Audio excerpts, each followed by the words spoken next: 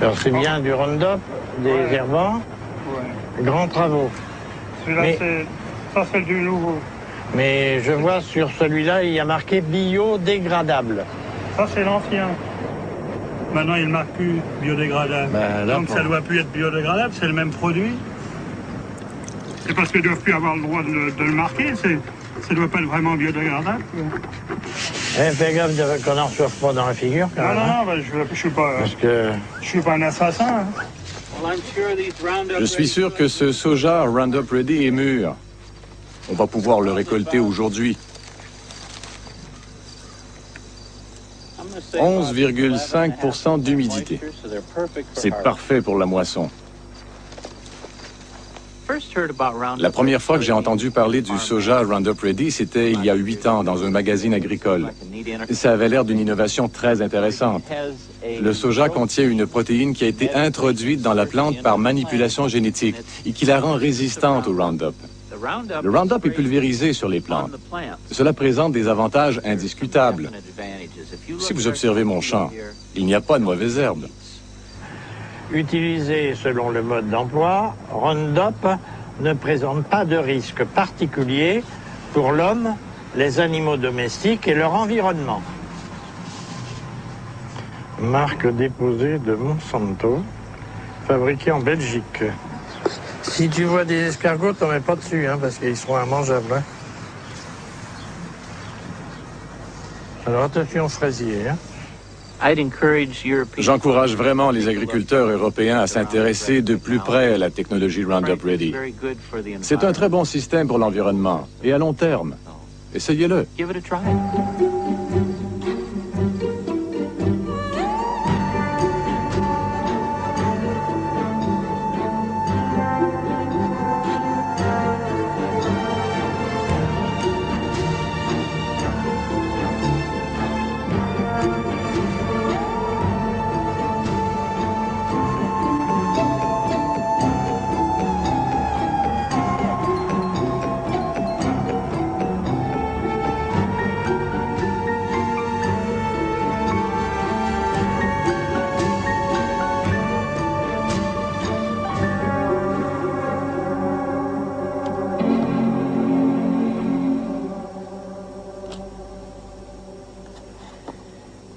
Monsanto. Ça fait 20 ans que je parcours le monde et partout j'ai entendu parler de cette multinationale américaine. À dire vrai, pas toujours en bien. J'ai voulu en savoir plus et j'ai navigué sur la toile pendant des mois en assemblant patiemment les pièces du puzzle. Sur son site internet, Monsanto se présente comme une compagnie agricole dont l'objectif est d'aider les paysans à produire des aliments plus sains tout en réduisant l'impact de l'agriculture sur l'environnement. Son produit phare, c'est le Roundup, l'herbicide le plus vendu au monde depuis 30 ans.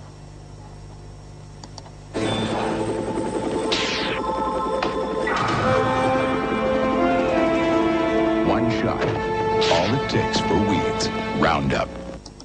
Monsanto est aussi le leader mondial de la biotechnologie. 90% des OGM cultivés sur la planète lui appartiennent.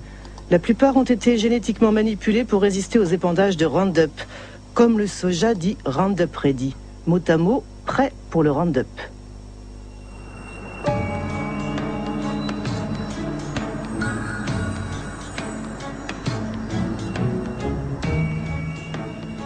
Les OGM de Monsanto ont envahi le monde, mais jamais une application agro-industrielle n'a suscité autant de passion et de polémiques.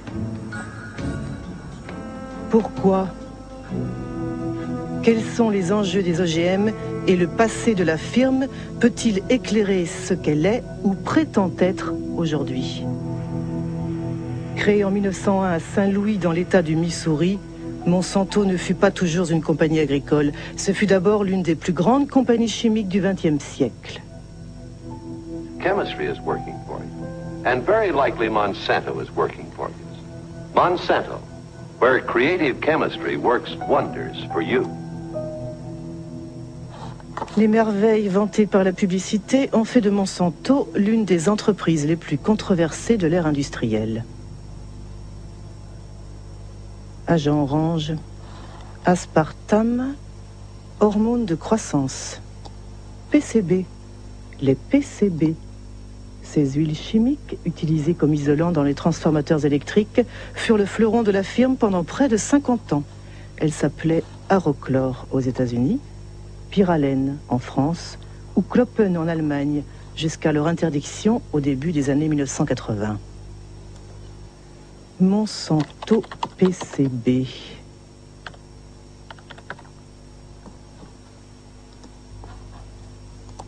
Un article du Washington Post de 2002. Monsanto a caché la pollution pendant des décennies. Ça s'est passé à Aniston, dans l'État de l'Alabama.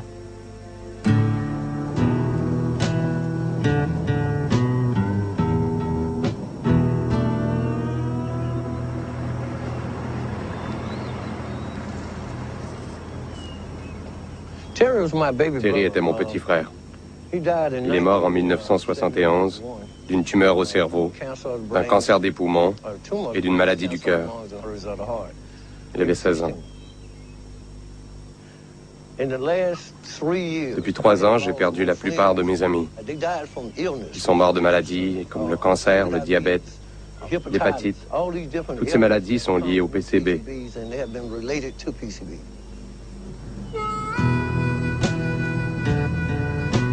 C'est la route de Monsanto.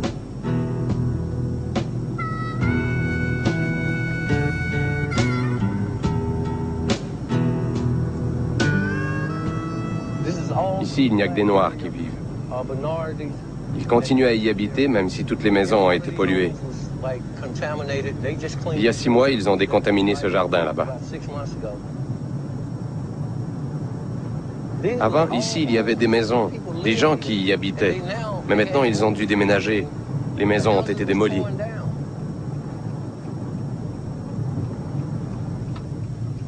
Ça, c'est la maison où mon frère est mort. C'est là que j'ai grandi.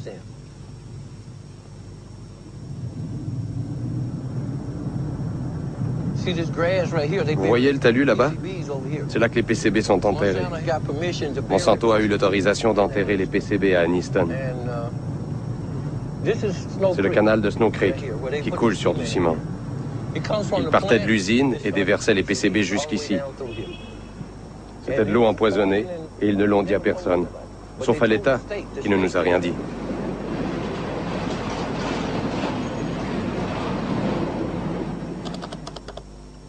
PCB, Monsanto savait. Mais savait quoi exactement? Une organisation environnementale de Washington, dirigée par l'écologiste Ken Cook, a mis en ligne les archives internes de la firme. La plupart sont classées confidentielles. Détruire après lecture. Un document de 1937. L'exposition au PCB provoque des effets toxiques sur tout l'organisme et des éruptions cutanées de type acné. 1961. Après la rupture d'un tuyau dans une usine utilisant des PCB, 2 ouvriers ont développé les symptômes d'une hépatite. 1966. Des scientifiques ont plongé des poissons dans l'eau du canal de Snow Creek. Tous sont morts au bout de 3 minutes et demie. Pollution. Lettre adressée aux responsables de vente en 1970. Ce document résume toute l'histoire. On peut y lire « Nous ne pouvons pas nous permettre de perdre $1 de vente. » Ils ont caché le fait qu'ils empoisonnaient leurs voisins d'Aniston parce qu'ils ne voulaient pas perdre $1.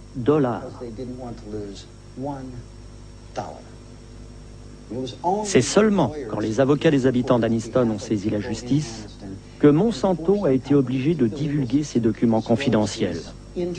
Nous avons alors découvert ce qu'ils savaient depuis longtemps. Ils savaient la vérité depuis le début. Ils ont menti. Ils ont caché la vérité à leurs voisins et aux autorités gouvernementales. Et lorsqu'ils ont finalement informé les autorités, celles-ci, au lieu de se placer du côté des empoisonnés, ont protégé la compagnie. Elles ont soutenu Monsanto. C'est scandaleux, absolument impardonnable.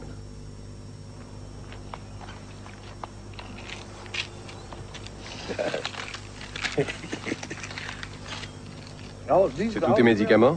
Non, ce n'est pas tout, j'en ai d'autres là. C'est quoi ton taux de PCB? 63,8 dans le sang. Dans le sang. Si on faisait une biopsie de sa graisse, il serait en haut de l'échelle avec 3 ou 4 000 parts par milliard. Ou plus. Quel est le niveau acceptable? C'est 2 parts par milliard. C'est le standard mondial. Mais nous en avons plus dans le sang et dans le corps que nulle part ailleurs dans le monde. Ici, c'est normal de parler de son taux de PCB? Nous en parlons tous ici parce que c'est notre quotidien. Qu'il arrive que les enfants viennent me voir et me disent « Monsieur Baker, on m'a fait des analyses, j'ai 3 parts par milliard. Combien de temps il me reste ?» Cette histoire est absolument terrible. Mais qu'en pensent les scientifiques? Sur la toile, on trouve de nombreux articles concernant les effets des PCB sur la santé humaine.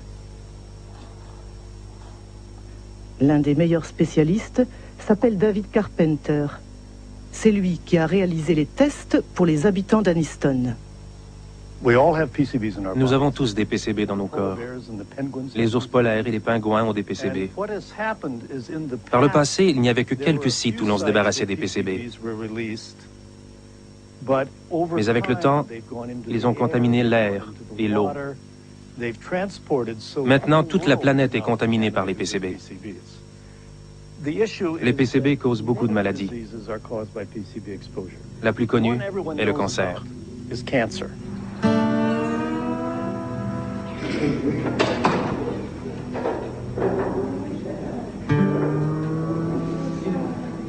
My test results stated that I had 202 parts per billion in my system.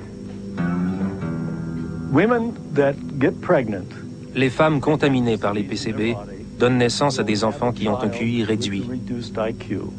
29.6. Les PCB réduisent le fonctionnement de la thyroïde. 1800. Les PCB perturbent les hormones sexuelles. Pass away, just let me pass away. Pass away in peace. He's gonna pay, I said then. He's gonna pay for the way that he has done to us. En 2001, 20 000 habitants de Anniston ont porté plainte contre Monsanto. La compagnie et sa filiale Solutia ont finalement été condamnés à payer 700 millions de dollars pour indemniser les victimes, décontaminer le site et construire un hôpital spécialisé. Mais aucun dirigeant de Monsanto n'a été poursuivi. Dans le système juridique américain, il est très rare que des cadres ou des dirigeants d'entreprise soient considérés comme pénalement responsables. En revanche, on a la possibilité d'attaquer les entreprises au civil. On les fait payer. En vérité, les dommages et intérêts payés des décennies plus tard par les sociétés ne représentent qu'une fraction de leurs profits. C'est donc rentable de garder le secret. On peut se demander quel secret ils gardent actuellement. On ne peut jamais faire confiance à une grosse société comme Monsanto pour nous dire la vérité sur un produit ou un problème de pollution. Jamais. On ne peut pas faire confiance à Monsanto, a dit Ken Cook. Et si on prenait l'exemple du Roundup, l'herbicide favori des jardiniers et paysans, c'est quoi au juste? C'est le nom commercial donné par Monsanto au glyphosate, un herbicide dit non sélectif ou total parce qu'il détruit toutes les plantes. Mis sur le marché en 1974, il a connu un succès fulgurant parce que Monsanto a toujours affirmé qu'il était biodégradable et bon pour l'environnement. Voici Roundup, le premier désherbant biodégradable. Il détruit les mauvaises herbes de l'intérieur jusqu'aux racines et ne pollue ni la terre ni l'os de Rex. Roundup, le désherbant qui donne envie de désherber. Roundup biodégradable. Ken Cook a raison. La firme a été condamnée 2 fois pour publicité mensongère. La première, c'était à New York en 1996. Et la deuxième, en France, l'année dernière.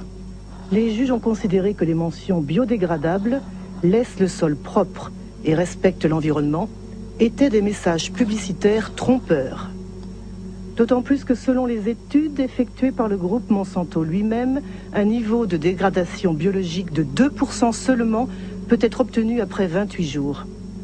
Voilà pourquoi la mention biodégradable a récemment disparu des bidons. Mais ce n'est pas tout.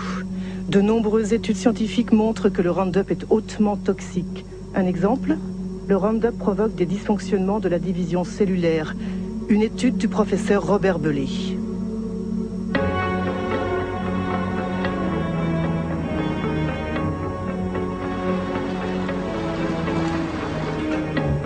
Le professeur Bellet travaille pour le CNRS et l'Institut Pierre et Marie Curie. Il a étudié les effets du Roundup sur des ovules fécondés d'oursins. La très grosse surprise a été que le Roundup a un effet sur la division des cellules. Et très vite, on s'est aperçu que ce qui était touché par le Roundup était un point clé de la division. C'est-à-dire pas les mécanismes de la division elle-même, mais les mécanismes qui contrôlent la division des cellules. Il faut comprendre comment naît un cancer. Les cellules, au départ, ne sont pas cancéreuses, et à partir d'un certain moment, il y a des modifications en elles, et la modification principale, c'est ce qu'on appelle devenir instable du point de vue génétique. Et c'est ce premier dérèglement qu'on a observé avec le Roundup. Et c'est pour ça que l'on dit que pour nous, le Roundup induit les premières étapes qui conduisent au cancer. Et nous faisons attention de ne pas dire induisent des cancers, puisque les cancers, on les verra dans 30 ou 40 ans. On s'est tout de suite, nous, rendu compte de l'importance que ça pouvait avoir au niveau des utilisateurs, puisque les doses correspondaient à des doses quand même très en dessous des doses qu'utilisent les gens. Et on s'est dit, mince, il faut vraiment qu'on alerte le mieux possible et le plus vite possible l'opinion publique, d'une certaine façon. Alors pour faire ça, moi je me suis dit, le meilleur système, c'est de m'adresser à mes tutelles. Et j'ai été un peu surpris, même très surpris. On nous a suggéré ou fortement incité à ne pas communiquer parce qu'il y a cette question des OGM derrière. Cette histoire est incroyable. On a caché la toxicité du Roundup pour protéger le développement des OGM. Reprenons l'histoire des OGM à son début. D'après le site internet de Monsanto, le soja Roundup Ready fut la première culture transgénique autorisée aux États-Unis en 1996. Ces producteurs sont regroupés au sein de l'ASA, l'Association américaine du soja, dont le site de Monsanto fournit l'adresse. John Hoffman, son vice-président, est un défenseur inconditionnel de la biotechnologie. Au printemps, vers le 1er mai, je pulvérise une première fois du Roundup pour tuer les mauvaises herbes. Et puis, 6 ou 7 semaines plus tard, je fais une deuxième application. Et ça suffit pour le reste de l'année. Avant d'avoir la technologie Roundup Ready, les champs avaient des mauvaises herbes. Nous devions les inspecter et arracher les mauvaises herbes à la main. C'était beaucoup de travail. Le système Roundup Ready me permet donc d'économiser du temps et de l'argent. Apparemment, la nouvelle merveille de Monsanto a tout pour séduire les agriculteurs. Mais comment ça marche? Comment le soja peut-il survivre aux épandages de Roundup? Voici une cellule de soja. Au cœur de la cellule, il y a le noyau qui contient l'ADN, la structure génétique du soja. Pour créer son OGM, Monsanto franchit la barrière des espèces. Ces chercheurs ont sélectionné un gène provenant d'une bactérie qui confère la résistance au Roundup. Le gène est fixé sur des particules d'or microscopiques qui sont bombardées avec un canon à gènes dans les cellules de soja. Le gène pénètre l'ADN et fabrique une protéine qui permet à la plante de résister au Roundup. Quand l'herbicide est pulvérisé, il tue toutes les mauvaises herbes, sauf le soja. À dire vrai, c'est quand même une sacrée prouesse technologique. Mais tout de même, ce soja destiné à être arrosé par un herbicide puissant finira dans l'assiette du consommateur. On imagine donc qu'il a dû être soigneusement testé avant sa mise sur le marché. Qui était ministre de l'Agriculture à l'époque? C'est Dan Glickman, qui fut ministre de Bill Clinton de 1995 à 2000.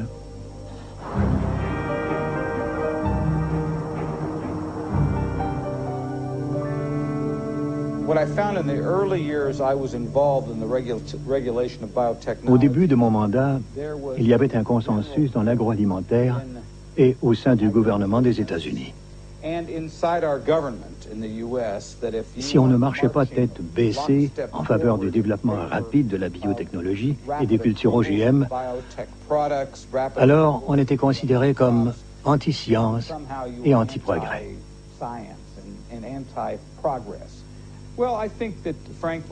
Franchement, je pense qu'on aurait dû faire plus de tests. Mais les entreprises agro-industrielles ne voulaient pas parce qu'elles avaient fait d'énormes investissements pour développer ces produits. Et en tant que responsable du service qui réglementait l'agriculture, j'ai subi beaucoup de pression pour, disons, ne pas être trop exigeant.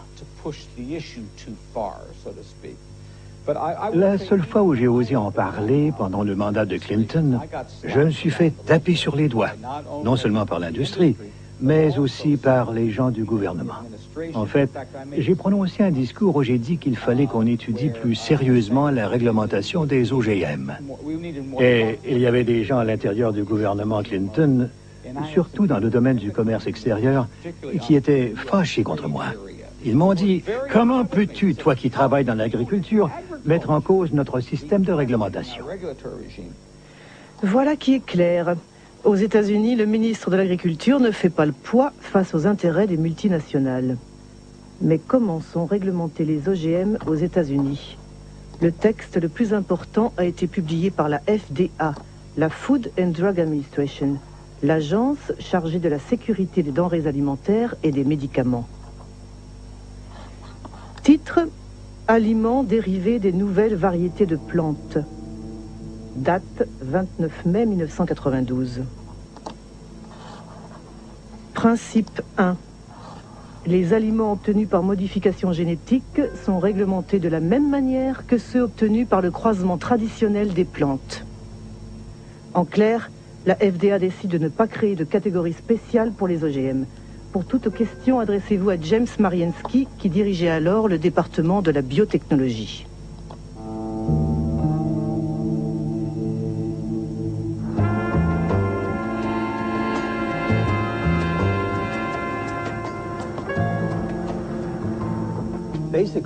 En gros, le gouvernement a pris la décision de ne pas créer de nouvelles lois. Il pensait que les lois existantes pouvaient s'appliquer aux nouvelles technologies. Ça veut dire que la Maison-Blanche a demandé à l'agence d'écrire un texte où les OGM ne seraient pas soumis à une réglementation spécifique.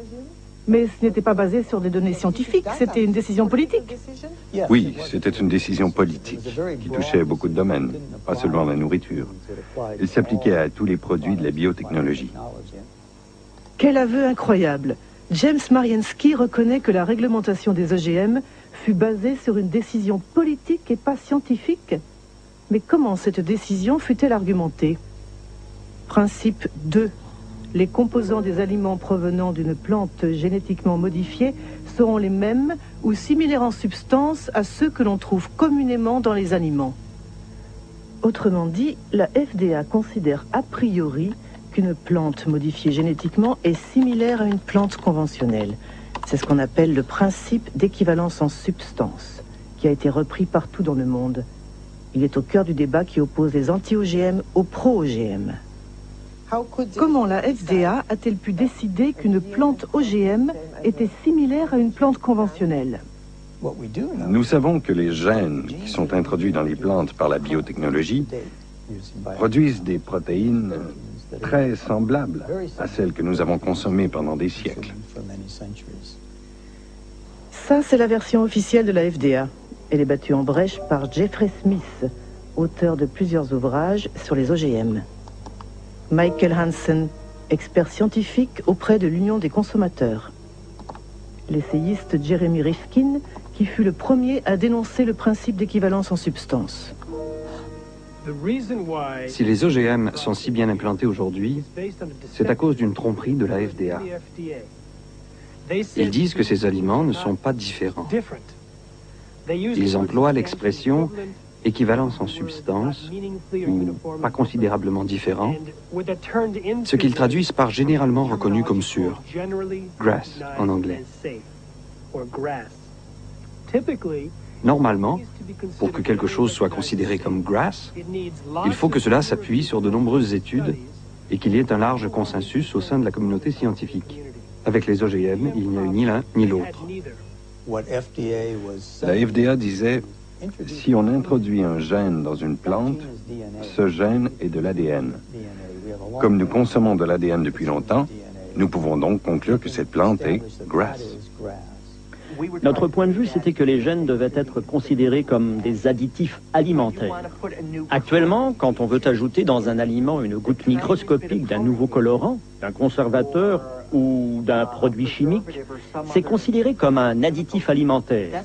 Et donc, on doit faire toutes sortes de tests pour prouver qu'il y a une certitude raisonnable qu'il ne soit pas nuisible.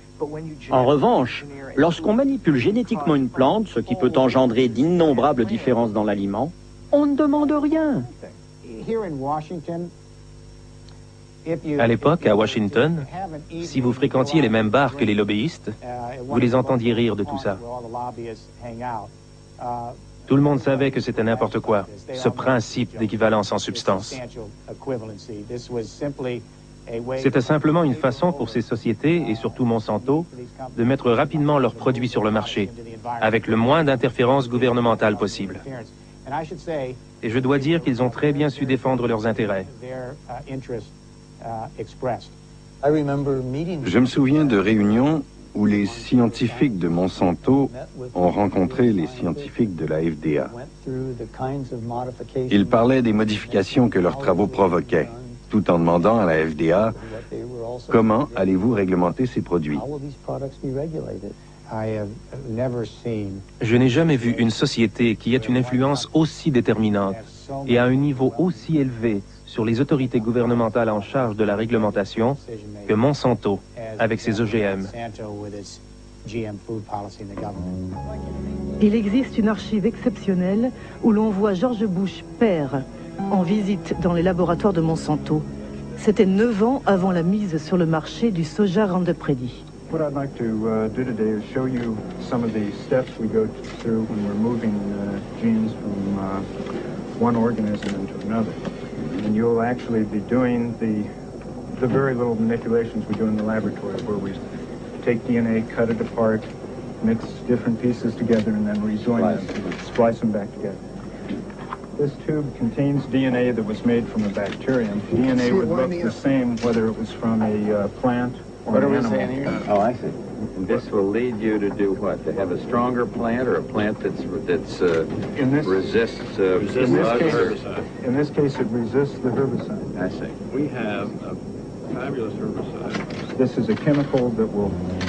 Au moment où George Bush effectue sa visite au siège de Monsanto, il est le vice-président de Ronald Reagan. Le mot d'ordre de l'administration républicaine, c'est la déréglementation. Il s'agit de favoriser l'industrie en réduisant au maximum les entraves bureaucratiques, comme les tests sanitaires ou environnementaux sur les nouveaux produits. Et c'est justement ça le problème de Monsanto. We have before USDA right now a request to test this for the first time on a farm in Illinois this year. And Get hallucinating about it, we'll lose it out of here. Yes, hello. And then the expense goes out and nothing happens because you can't do it. Yeah, and I would say, quite frankly, we have no complaint about the way USDA is handling it. They're going through an orderly process. They're making sure that they deal with these new things, they do them properly. And now, if we're waiting until September and we don't have our authorization, we may say something different. No, me, we're in a direct business. En 1988, Dan Quayle a pris la place de George Bush, qui a été élu président des États-Unis. 4 ans plus tard, le nouveau vice-président rend public que la politique américaine en matière d'OGM conforme aux souhaits de Monsanto. We are taking this step as part of the President's Regulatory Relief Initiative, now in its second phase. The United States is already the world leader in biotechnology, and we want to keep it that way. In 1991 alone, it was a $4 billion industry. It should reach at least $50 billion by the year 2000, as long as we resist the spread of unnecessary regulation. Vous pensez que c'était un complot? Le mot complot est un peu fort, mais du point de vue de la firme, disons que c'était une prise de pouvoir absolument sans fraude. Très tôt, un certain Michael Taylor est devenu l'administrateur adjoint de la FDA, au moment où la réglementation des OGM était rédigée. Qui est Michael Taylor? Sur Internet, il n'y a qu'une seule image de cet homme de l'ombre. Aujourd'hui, il dirige une fondation, Ressources pour le futur.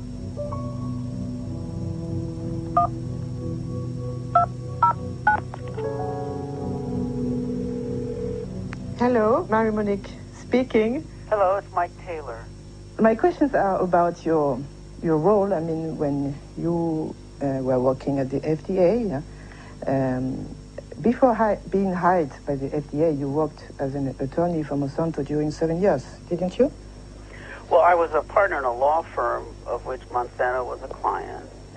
I worked on some Monsanto matters, yes.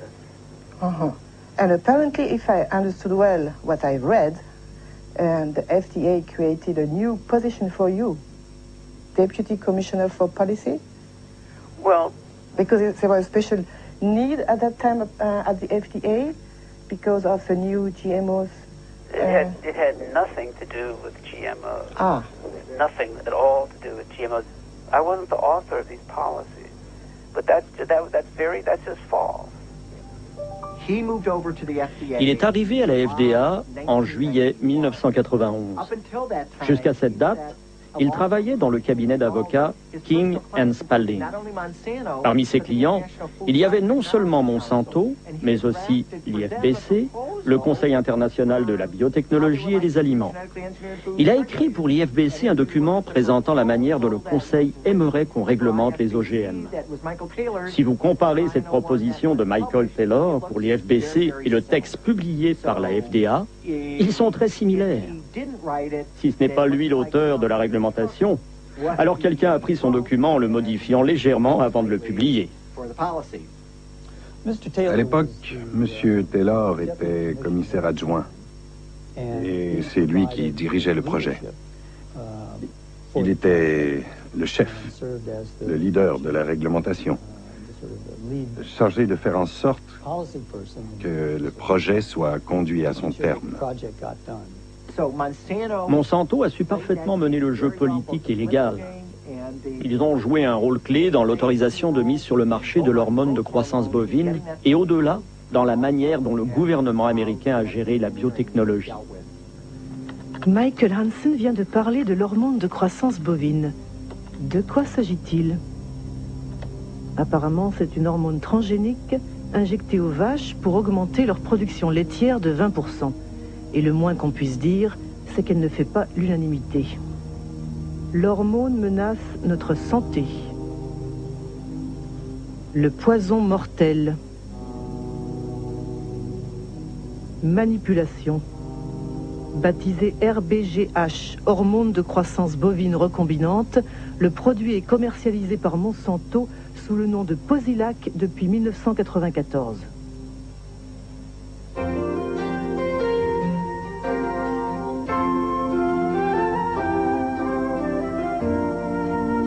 Posilac is the single most tested new product in history. You'll soon see the dramatic results Posilac can offer you. En 1985, Monsanto a déposé un dossier auprès de la FDA pour obtenir l'autorisation de mise sur le marché de Posilac. Les experts de l'agence ont analysé les essais réalisés par la firme sur des élevages expérimentaux. À la FDA, le vétérinaire en charge du dossier s'appelait Richard Burroughs. Dans une interview, il a déclaré que des officiels de l'agence ont supprimé et manipulé des données.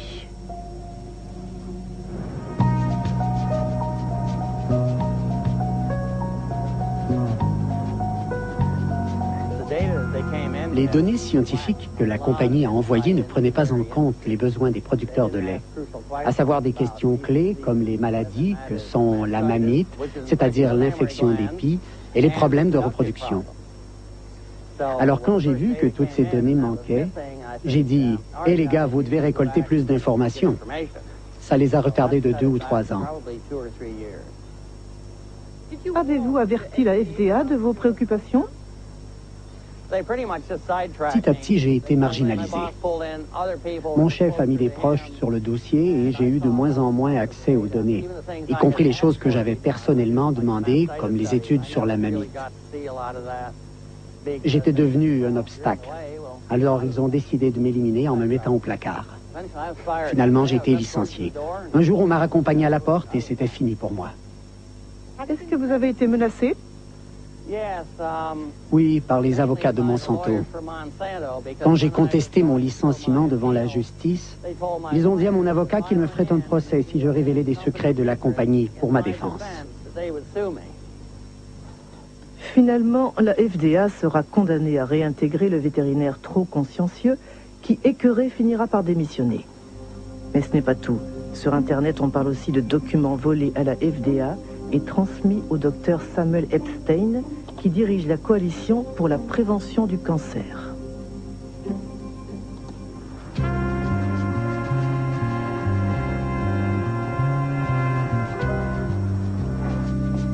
En 1990, le professeur Epstein a publié un article dans The Milkweed, un journal de référence spécialisé sur le lait que dirige le journaliste Pete Hardin. Un scoop basé sur des documents secrets que les deux hommes ont soigneusement épluchés. Un jour au bureau, j'ai trouvé une énorme boîte de documents envoyée de Washington par un expéditeur anonyme.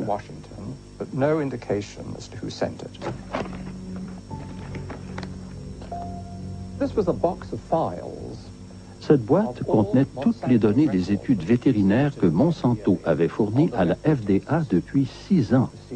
Un vrai bonheur. La plupart de ces documents sont des originaux, avec la mention « Informations internes et confidentielles » qui ne peuvent pas être reproduites, révélées ou envoyées à l'extérieur de la société sans autorisation. C'est exactement ce qu'un journaliste d'investigation aime rendre public.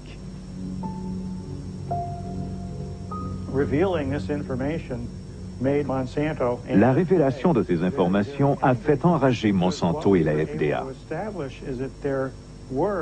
Nous avons pu prouver que les changements physiologiques observés chez les animaux piqués avec l'hormone étaient dramatiques.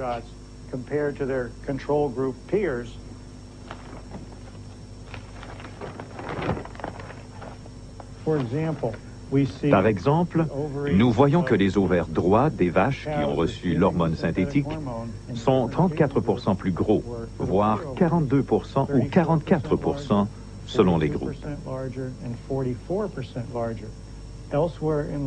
Par ailleurs, les dossiers volés montrent qu'il y a de graves problèmes de reproduction chez les animaux qui ont été traités. The data is conclusive. We provided the data, the raw data. And summary data is peer-reviewed data not done by us to support the submission. Every health authority who has looked at bovine somatotropin has found that it is completely safe for consumers. Pour Monsanto, non seulement l'hormone ne pose aucun problème, mais elle présente même des bénéfices pour le consommateur. Comme la composition chimique du lait n'est pas altérée par l'usage du Posilac, ses propriétés et son goût ne changent pas.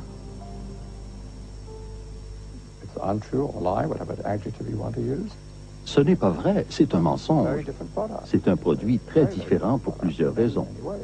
D'abord, comme les vaches souffrent souvent de mammites, il y a du pus dans le lait.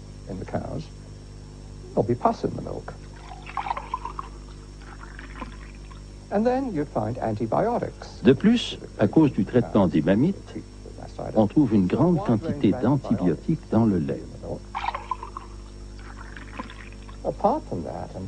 Enfin, on constate une importante augmentation de ce qu'on appelle l'IGF-1, le facteur insuline de croissance. Depuis les années 1980, une soixantaine d'études ont montré qu'il y avait un lien direct entre un niveau élevé de IGF-1 et les cancers du sein, du côlon et de la prostate. Cette histoire est absolument sidérante. Y a-t-il d'autres pays qui ont autorisé la RBGH ? Apparemment, l'hormone a été interdite en Europe et au Canada. y compris au Canada. Pourtant, l'agence Santé Canada a l'habitude de calquer ses décisions sur la FDA. RBGH, scandale à Santé Canada. Monsanto accusé de tentative de corruption. En octobre 1998, 3 scientifiques de Santé Canada ont témoigné devant une commission sénatoriale pour s'opposer à la mise sur le marché de l'hormone transgénique. L'affaire a été déclenchée par le docteur Shiv Chopra, qui est ce qu'on appelle en anglais un whistleblower, disons un lanceur d'alerte.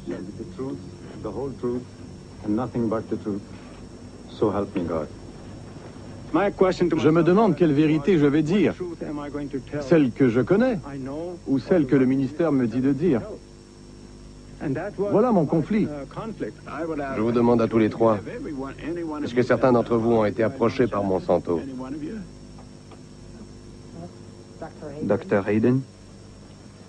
J'ai assisté à une réunion en 1989-90. Des représentants de Monsanto m'avaient rencontré moi-même, le Dr. Drennan, mon chef de service, et le Dr. Messier également. La compagnie nous avait offert 1 à 2 millions de dollars. Je ne sais pas ce que c'est devenu par la suite, mais je sais que mon directeur avait dit après la réunion qu'il allait faire un rapport sur cet incident à ses supérieurs. Comment a réagi Monsanto? Monsanto n'a pas nié le fait qu'ils ont proposé 2 millions de dollars lors de cette réunion. Plus tard, ils ont dit que c'était une proposition pour faire plus de recherches au Canada sur les vaches canadiennes.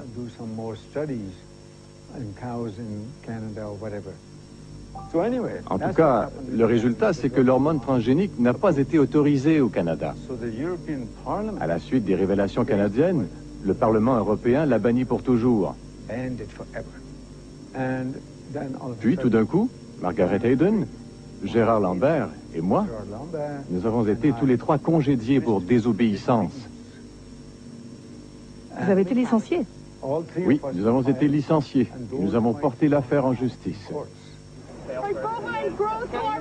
Aux États-Unis, le Congrès avait également ouvert une enquête à la demande des opposants de l'hormone transgénique. Ceux-ci dénonçaient notamment l'interdiction d'étiqueter le lait selon sa provenance, qui empêche les consommateurs de choisir. Mais curieusement, l'enquête du Congrès n'a jamais abouti.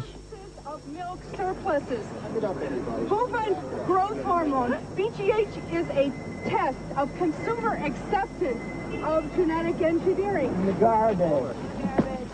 In the garbage! The cow hormone drug. L'hormone de croissance bovine représente la première application de la biotechnologie à la production d'aliments et Monsanto est une multinationale très puissante qui a beaucoup de relations au sommet de l'État. Pour le gouvernement fédéral, le développement de la biotechnologie représentait un enjeu si important qu'il a préféré ignorer ces questions, disons subalternes, que sont la santé des vaches ou des consommateurs. La raison pour laquelle la FDA a autorisé la mise sur le marché de la RBGH, c'est que beaucoup d'anciens salariés de Monsanto occupaient des postes clés à la FDA. Ils ont rejoint l'agence pour faire homologuer le produit. C'est ce qu'on appelle les portes tournantes, avec un effet de double hélice. Les portes tournantes. Oui, les portes tournantes. Il n'y a pas qu'en agriculture qu'il y a des portes tournantes. C'est dans beaucoup de secteurs. Donald Rumsfeld était le PDG de Searle, qui était une filiale de Monsanto. L'ambassadeur américain du commerce extérieur, Nicky Cantor, a fini au conseil d'administration de Monsanto. Clarence Thomas, juge à la Cour suprême, a travaillé pour Monsanto. Monsanto Revolving Doors, en français, les chaises musicales, état des lieux non exhaustif en 1999. Linda Fisher passe de l'EPA à l'Agence de protection de l'environnement à Monsanto, Michael Friedman de la FDA à Monsanto, Marcia Hale et Josh King de la Maison-Blanche à Monsanto, Margaret Miller de Monsanto à la FDA, William Reichelshaus de l'EPA à Monsanto, sans oublier Michael Taylor qui a fait plusieurs fois l'aller-retour.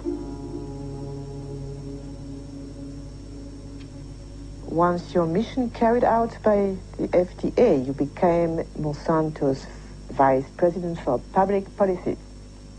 Right. There is no conflict of interest for you. No, and again, the rules are the rules, and I played with the rules. I think in terms of public acceptance, it's been one blunder after another. If you're trying to have a strategy for having the public understand and accept the new technology, having the first application of it be related to milk, which we already have more than we need, it created, it helped create a climate of suspicion. I think the idea that companies are not required in every case of a GMO to submit the product to FDA, such as is required in Europe, I think that from a public confidence, public acceptance standpoint, that's not a sufficient system. I personally have said that Congress should change the law. Congress should create a mandatory notification system that ensures that every product is looked at by FDA and that FDA makes a safety judgment about every product. Voilà ce qu'on appelle un aveu fort intéressant. Apparemment, Michael Taylor semble regretter la réglementation qu'il a signée en 1992. Qu'en pensaient les scientifiques de la FDA? Y avait-il un consensus sur la réglementation des OGM? Des documents internes montrent que l'agence a ignoré les inquiétudes de ses propres scientifiques. C'est signé Steven Drucker.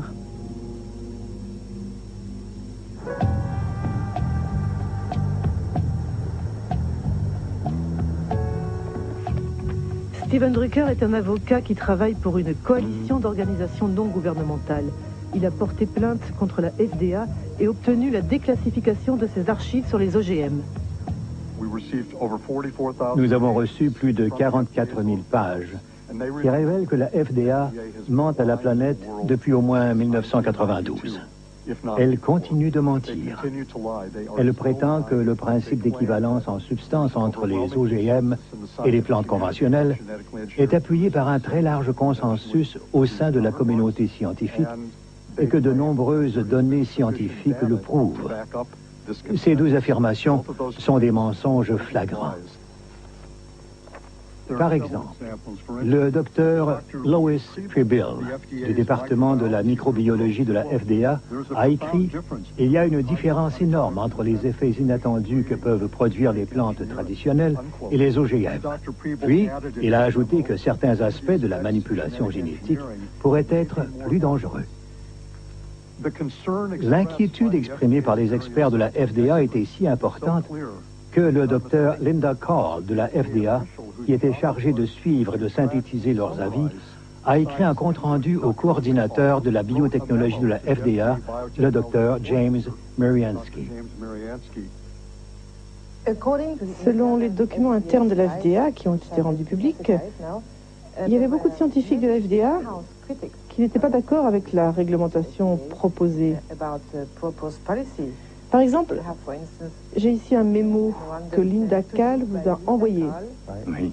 Elle dit « Les processus de manipulation génétique et de croisement traditionnel sont différents. » Et de croisement traditionnel sont différents et selon les experts de l'agence, ils conduisent à des risques différents.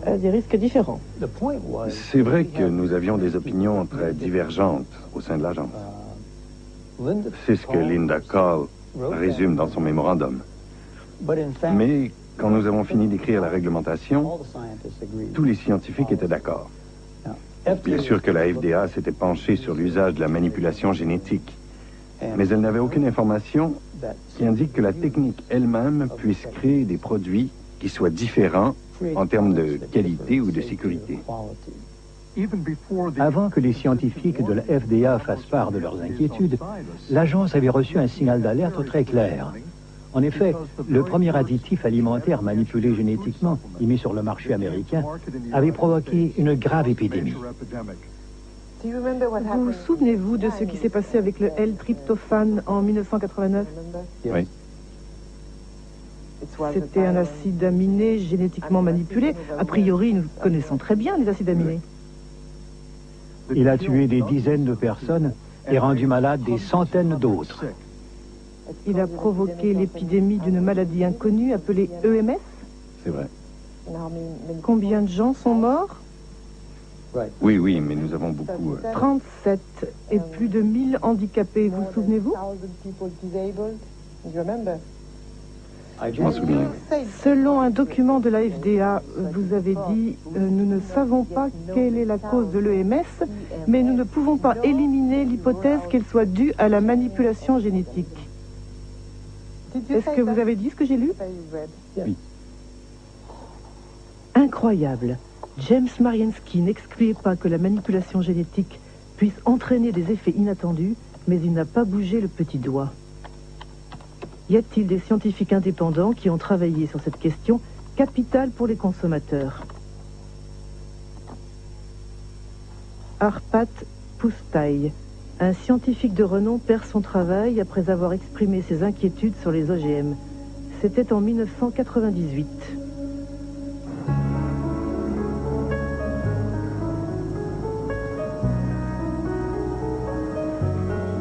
Arpat Pusztai travaillait pour l'Institut Rowlett en Écosse et il avait dirigé une étude sur des pommes de terre transgéniques à la demande du ministère de l'Agriculture. Un budget de plus de 2 millions d'euros qui avait mobilisé 30 chercheurs pendant 2 ans pour préparer l'arrivée des OGM en Grande-Bretagne. Nous étions tous enthousiastes. J'étais enthousiaste. Le ministère pensait que si nous faisions cette étude en examinant tous les aspects, cela constituerait un soutien en faveur des OGM. Au moment de lancer les produits sur le marché, il pourrait dire que le meilleur laboratoire européen de nutrition avait trouvé qu'il n'y avait pas de problème. Arpat Pusztai est spécialiste des lectines. Ce sont des protéines qui ont une fonction insecticide et protègent les plantes contre les pucerons. Les scientifiques du Rowlett Institute ont créé des pommes de terre résistantes aux pucerons dans lesquelles ils ont introduit un gène provenant d'un perce-neige qui fabrique la fameuse lectine. Auparavant, ils avaient vérifié qu'à l'état naturel, les lectines ne sont pas dangereuses pour la santé. Les pommes de terre transgéniques ont été testées sur des rats.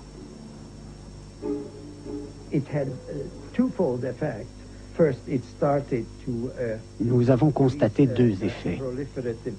D'abord, une prolifération des cellules dans l'estomac, et cela n'est pas bien. Je ne dis pas que c'est cancéreux, mais cela peut faciliter le développement de tumeurs causées par des produits chimiques. De plus, le système immunitaire de l'estomac était en surchauffe. On ne sait pas si cela est bon ou mauvais, mais en tout cas, l'organisme traitait ces pommes de terre comme des corps étrangers. Nous étions convaincus que c'était la manipulation génétique qui était à l'origine du problème et pas le gène de la lectine, parce que nous l'avions testé tout seul à une concentration 800 fois plus élevée et il ne faisait pas de mal. C'était très important parce que la FDA parlait à l'époque d'une technologie neutre. Nous avons dit et publié que ce n'était pas le gène en soi qui était le problème, mais la technique d'insertion.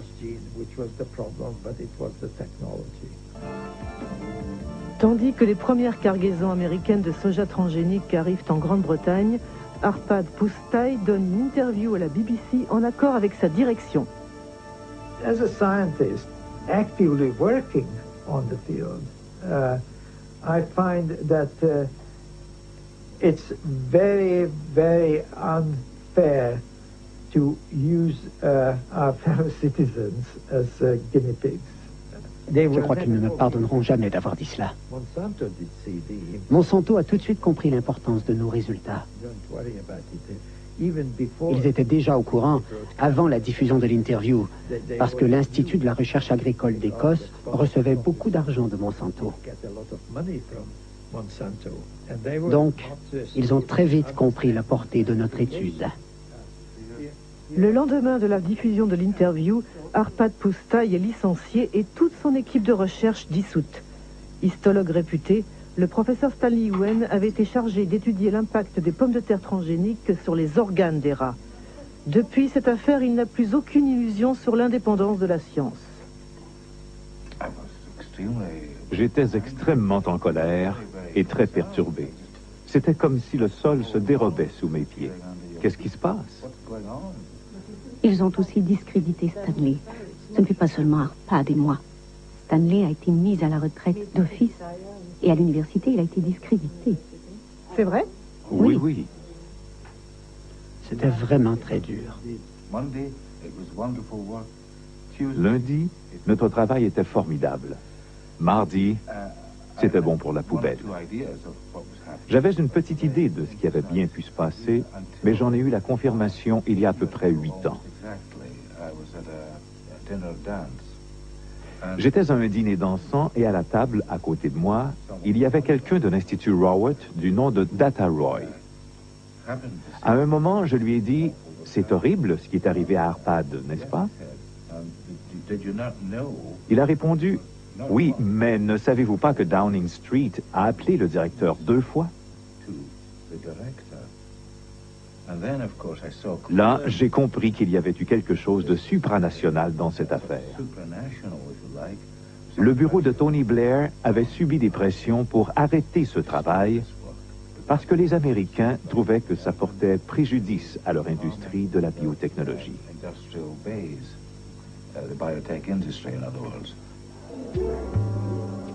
L'affaire d'Arpad Pusztai a entraîné un rejet massif des OGM en Grande-Bretagne, soutenu par Greenpeace. Au point qu'un an plus tard, Robert Shapiro, le PDG de Monsanto, a accepté de participer à une téléconférence organisée par l'association écologiste. C'est finalement la seule archive filmée qui existe de l'ancien PDG, qui avait fait basculer la compagnie dans l'ère de la biotechnologie en lançant un nouveau mot d'ordre, nourriture, santé et espoir. Monsanto made huge efforts to push its products in every direction with the full support of multinational food manufacturers, retailers, communications firms, regulators, even governments. You behave not as a company offering life and hope, but as bullies, trying to force your products on us. If I'm a bully, I don't feel that I'm a very successful bully. I want to start by emphasizing that biotechnology is a tool. Biotechnology in itself is neither good nor bad. It can be used well or it can be used badly. The products that are on the market have been reviewed through the regulatory processes that society has established in order to assure not only safety, but the environmental safety of the products themselves.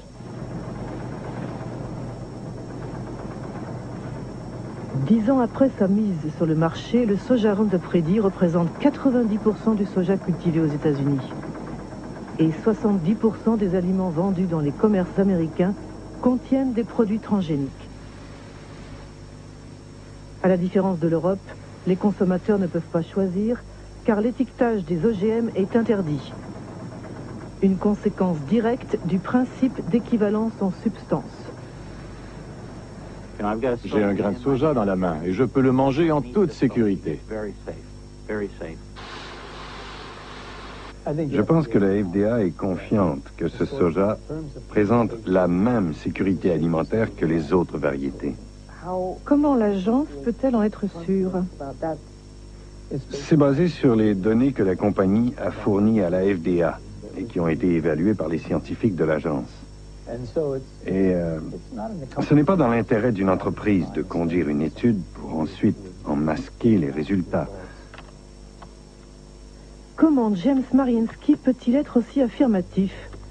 Si on tape Monsanto a falsifié des études scientifiques, on obtient 174 000 réponses. Parmi elles, un rapport de l'EPA, l'Agence de protection de l'environnement des États-Unis. Monsanto aurait falsifié des études sur les effets cancérigènes de la dioxine.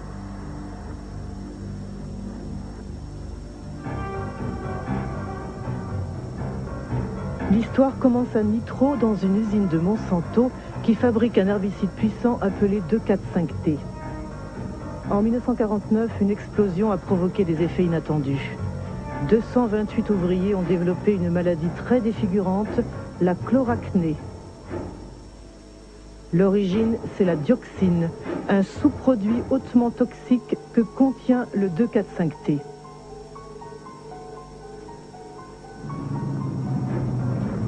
Le 2,4,5-T était le composant principal de l'agent orange, le défoliant utilisé par l'armée américaine pendant la guerre du Vietnam. Dans les années 1960, 40 millions de litres d'agent orange ont été déversés dans le sud du pays, soit 400 kilos de dioxine pure. 3 millions de personnes ont été contaminées, dont des milliers de soldats américains. 40 ans après la fin de la guerre, la dioxine continue de faire des victimes. On sait aujourd'hui que ce poison provoque des cancers et de graves dysfonctionnements génétiques.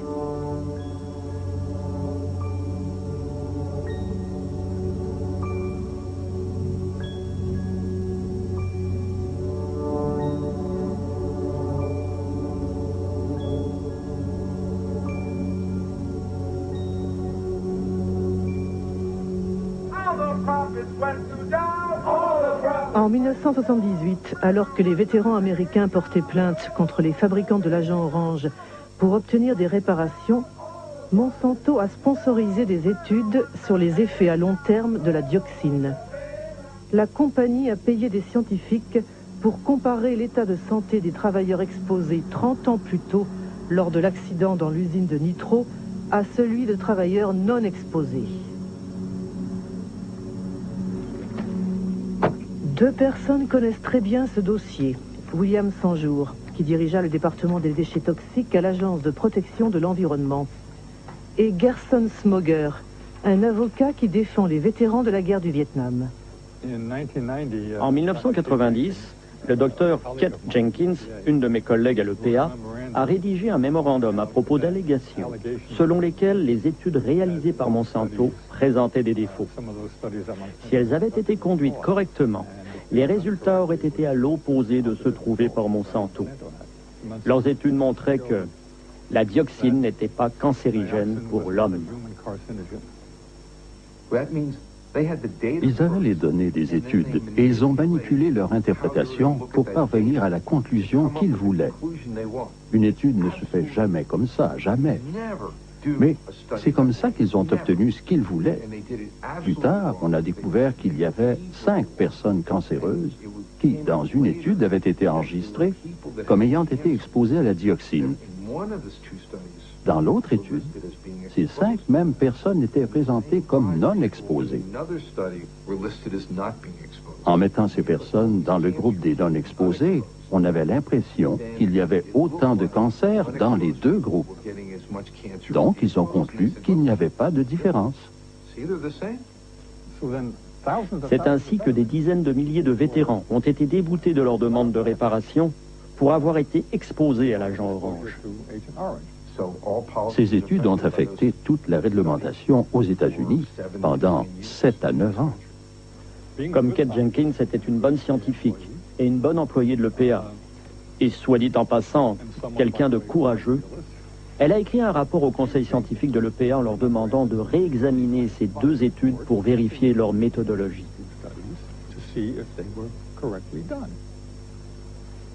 En fait, il n'y a jamais eu d'investigation sur Monsanto. Personne n'a enquêté sur les 2 études. Personne. La seule enquête réalisée a porté sur Kate Jenkins, sur celle qui a tiré la sonnette d'alarme. Sa vie est devenue un enfer. Ils l'ont harcelée. Ils l'ont fait changer de poste. Ils l'ont persécutée. Faites-vous confiance à la firme Monsanto quand elle dit que ces OGM ne posent pas de problème pour la santé? Je ne crois pas un mot de ce que dit cette société. Tout ce qu'elle dit doit être vérifié par des personnes indépendantes, à condition que ces personnes soient compétentes et vraiment indépendantes. Eh bien, justement, pour prouver l'innocuité du soja Roundup Ready, Monsanto a réalisé une étude qui a été publiée en 1996 dans une revue scientifique de référence. Elle était censée mesurer les effets du soja transgénique sur la santé des animaux et notamment des rats. Cette étude a été soigneusement décortiquée par un scientifique danois aujourd'hui décédé et le norvégien Jan Prime.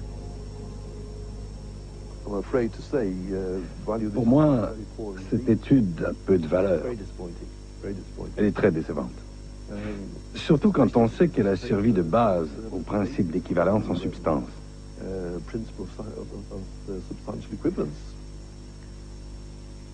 Il y a des choses surprenantes. Par exemple, cette phrase.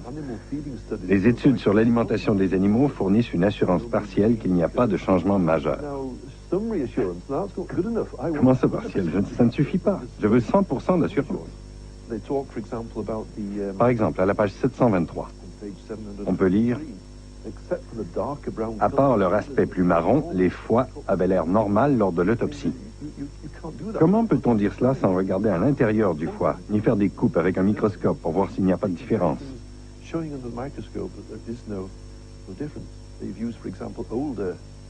De plus, ils ont utilisé des rats âgés.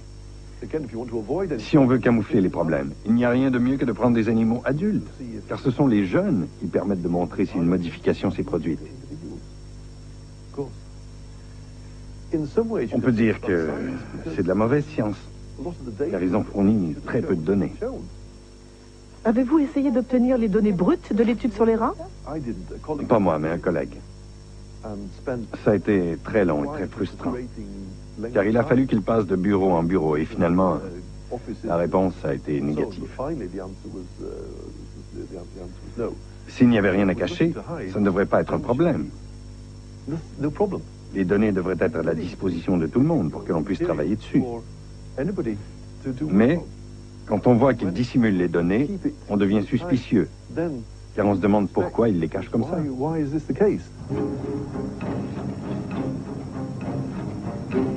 En tout cas, une chose est sûre.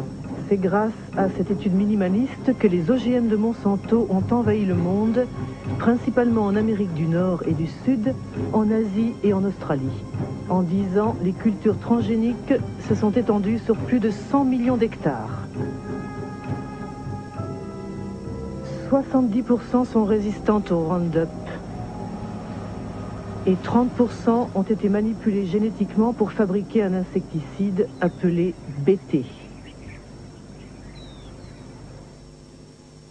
Depuis 2001, la compagnie publie un document intitulé The Pledge, la promesse, une sorte de charte éthique où elle tente de répondre à ses détracteurs en justifiant ses pratiques.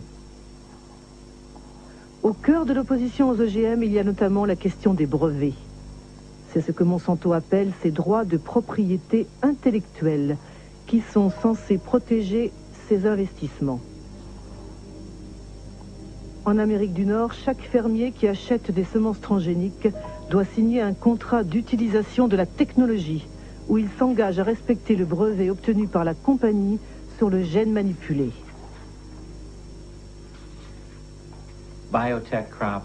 Les OGM sont protégés par la loi américaine sur les brevets.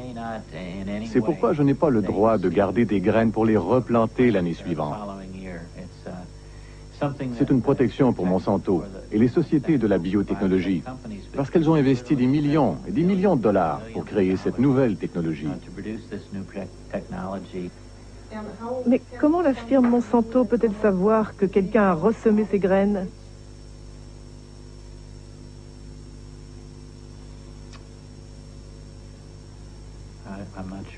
Je ne sais pas répondre à cette question.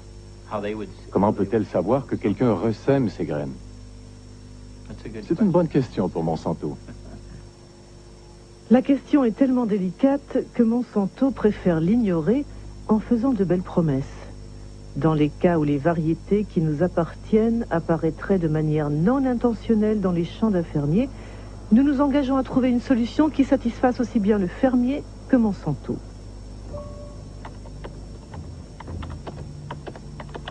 La réalité semble beaucoup moins idyllique. Le Centre pour la sécurité alimentaire de Washington a publié une étude sur les paysans poursuivis par Monsanto pour non-respect du brevet sur les semences. Il a recensé au moins une centaine de procès et de nombreuses faillites. Parmi les victimes, Troy Roche, un agriculteur de l'Indiana.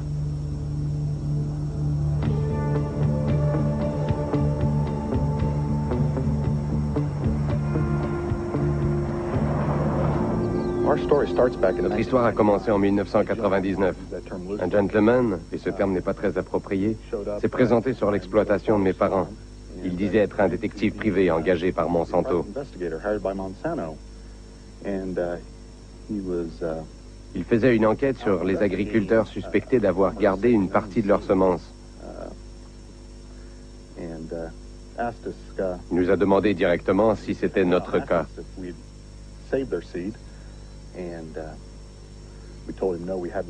Nous avons répondu que non en lui montrant les factures de nos achats d'herbicides et de graines. On lui a même indiqué les adresses des négociants pour qu'il aille vérifier lui-même, mais il a décliné notre proposition. Suite à cet incident, Monsanto a attaqué notre famille en justice.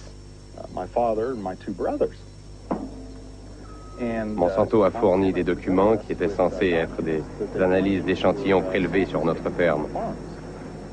Pour obtenir ces échantillons, Monsanto avait dû entrer sur nos terres, sans notre autorisation, et donc les voler.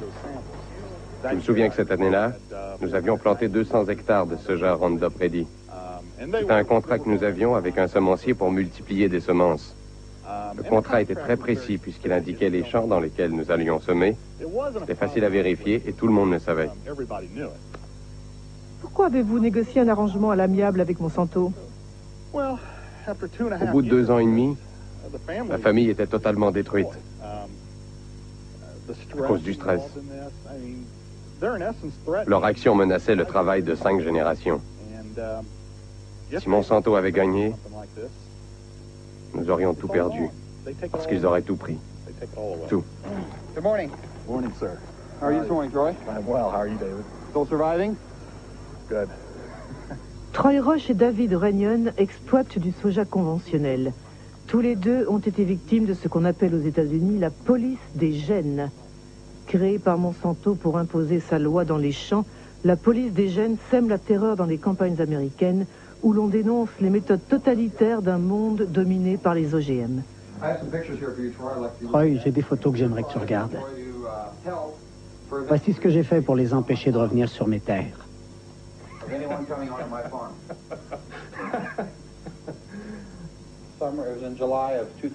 C'était au mois de juillet 2003. Ils sont arrivés chez moi vers 19h. Qui est venu? Les employés de Monsanto. Ils m'ont montré leur carte de visite et ils m'ont posé quelques questions sur mes cultures de soja, de maïs et où je vendais ma récolte. J'ai dit OK, c'est la fin de la conversation. Les brevets ont tout changé. Ils ont détruit la confiance qui existait entre voisins. Personnellement, il n'y a que 2 agriculteurs à qui je parle, avec qui je suis proche. Les agriculteurs ont vraiment peur? Bien sûr qu'ils ont peur. C'est impossible de se défendre contre cette firme. Ils ont créé une industrie dont le seul objectif est de détruire la vie des agriculteurs. Tout le monde a peur. Vous avez peur d'être dénoncé par un voisin, par exemple? Oui. Vraiment? Oui. C'est simple, il suffit de composer le 1-800 Monsanto... Non, pardon. 1-800 Roundup. Je me souviens qu'ils encourageaient les agriculteurs à appeler ce numéro gratuit pour moucharder. Pourquoi la firme Monsanto fait-elle tout cela? C'est pour tout contrôler. Les semences? Oui, ils veulent contrôler les semences. Ils veulent posséder la vie. Il s'agit de la base de notre alimentation. Ils veulent s'emparer de la nourriture, de toute l'alimentation. Entre 1995 et 2005, Monsanto a racheté une 50aine de compagnies semencières à travers le monde. Ces acquisitions concernent les semences de soja, de maïs, de coton, de blé, mais aussi de légumes, tomates, pommes de terre, sorgho. Un peu partout, on s'inquiète de ce monopole qui, à terme, pourrait conduire à la disparition pure et simple de toutes les semences non transgéniques.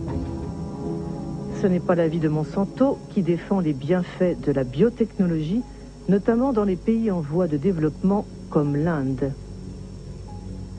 Nos produits fournissent des bénéfices économiques importants, non seulement aux grands producteurs, mais aussi aux petits. En général, ils permettent des récoltes de meilleure qualité et un rendement plus élevé.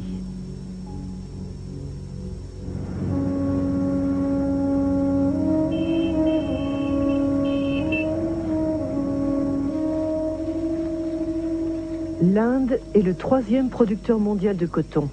En 1999, Monsanto a racheté Maïko, la première compagnie semencière du pays. 2 ans plus tard, le gouvernement indien autorisait les cultures BT, appelées Bolgart, qui ont été manipulées pour fabriquer un insecticide censé repousser les attaques du ver américain, un parasite du coton.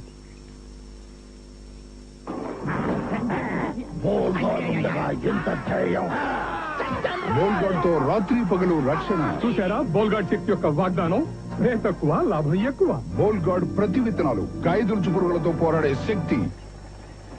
Depuis 2001, Kiran Sakari et Abdul Gayoum suivent au jour le jour la culture du coton transgénique chez des petits producteurs du district de Warangal.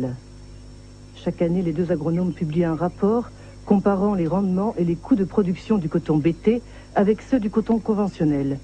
En 2006, la récolte a été ravagée par une maladie qui affecte les cultures transgéniques.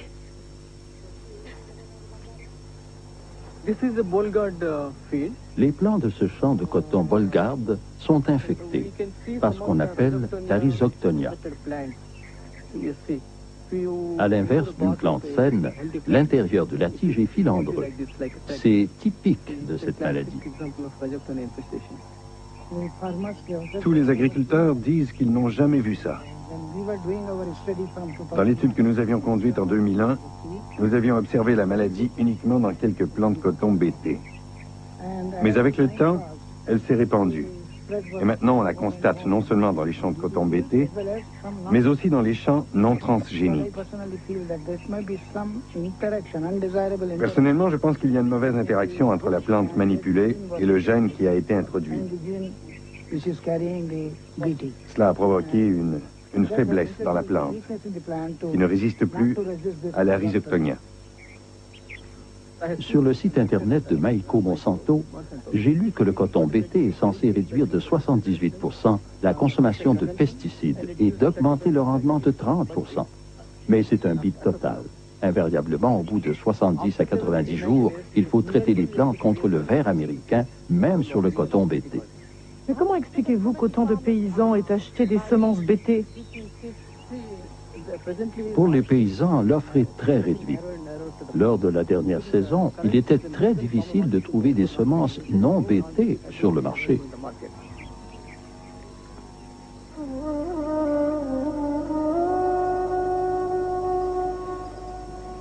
Aujourd'hui en Inde, Monsanto contrôle la quasi-totalité du marché des semences de coton.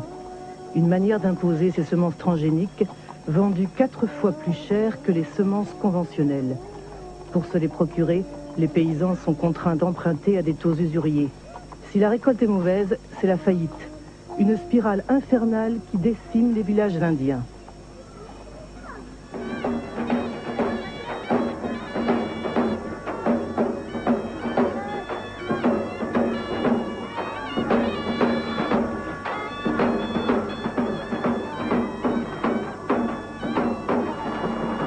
आज जी आपल्या इथं आत्महत्या झाली ती कशामुळे झाली अजून काय कारण होतं कर्जबाजारी वय काय होतं 25 हा ही consumed pesticide 1 litre pesticide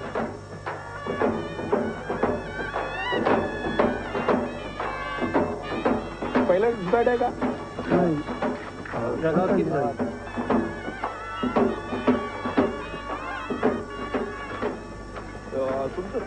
Des drames comme celui que nous venons de voir se produisent 3 fois par jour dans la région de Vidarbha, où le coton BT a été introduit en 2005.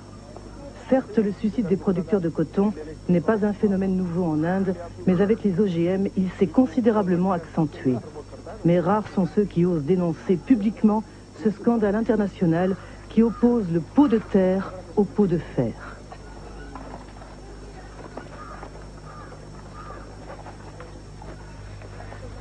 Voici les zones de Vidarbha où on cultive du riz. On voit qu'il y a peu de suicides. Et ici, c'est la zone où on cultive le coton. Le résultat du coton BT, c'est que la première année, il y a eu 600 suicides entre juin 2005 et juin 2006. La deuxième année, après seulement 6 mois, nous sommes déjà à 680 suicides. C'est un désastre. Oui, c'est un désastre complet. Le problème, c'est que les OGM rendent les paysans complètement dépendants des forces du marché. Non seulement ils doivent payer leurs semences plus chères, mais ils doivent acheter des engrais. De plus, la consommation d'insecticides n'est pas réduite. C'est un mensonge. Monsanto dit que les OGM sont adaptés aux petits paysans. Qu'en pensez-vous? Notre expérience prouve que c'est complètement faux. C'est un mensonge.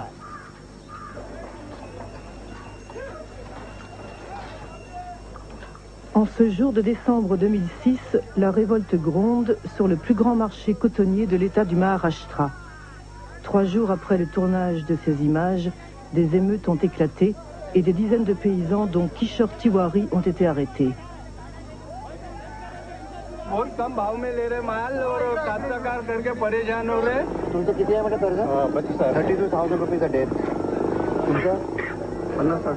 हाँ 60,000 rupees a day.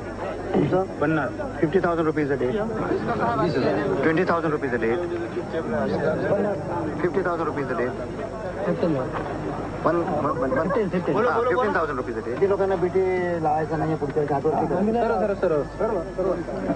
They don't want to put for the BT.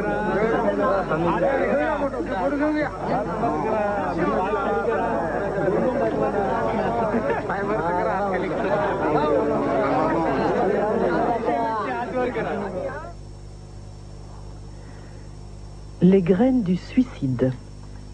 C'est le titre d'un livre rédigé par Vandana Shiva. Cette physicienne, lauréate du prix Nobel alternatif, dirige une fondation économique et un réseau de semences fermières baptisé Navdiana.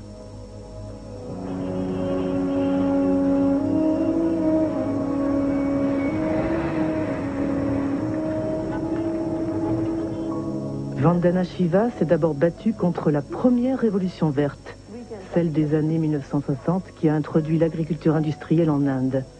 Aujourd'hui, elle dénonce ce qu'elle appelle la seconde révolution verte, celle des OGM de Monsanto protégés par des brevets.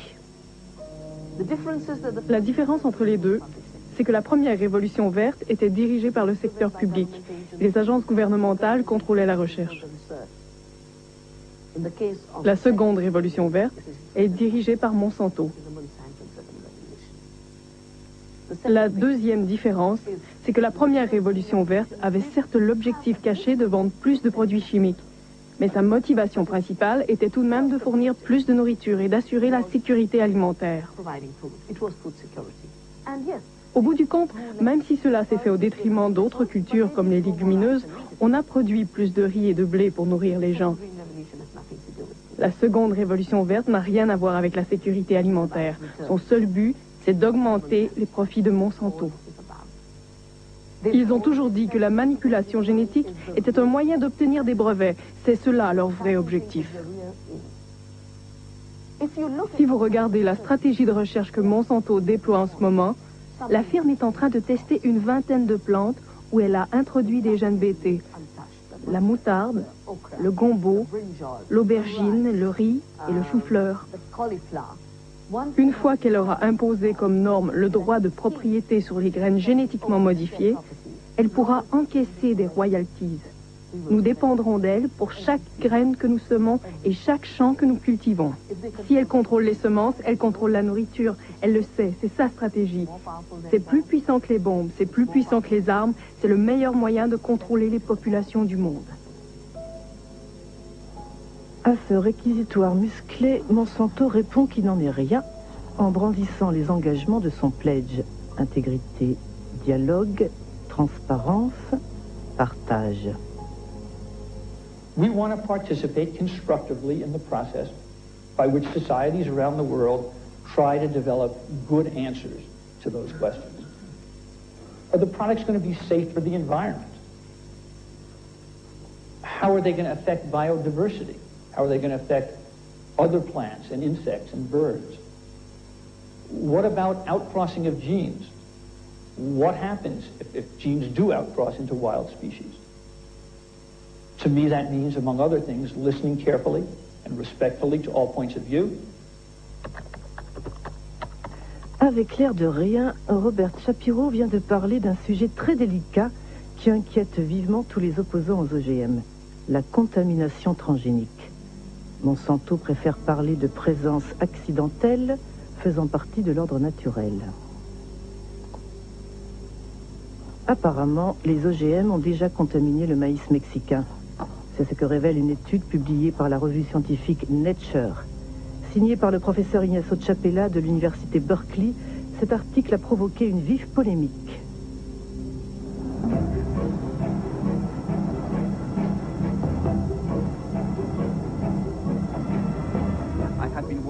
J'ai travaillé pendant 15 ans avec des communautés indiennes d'Oaxaca, au Mexique, pour leur apprendre à analyser leur environnement eux-mêmes. L'un de mes étudiants est parti pour les entraîner à détecter les OGM.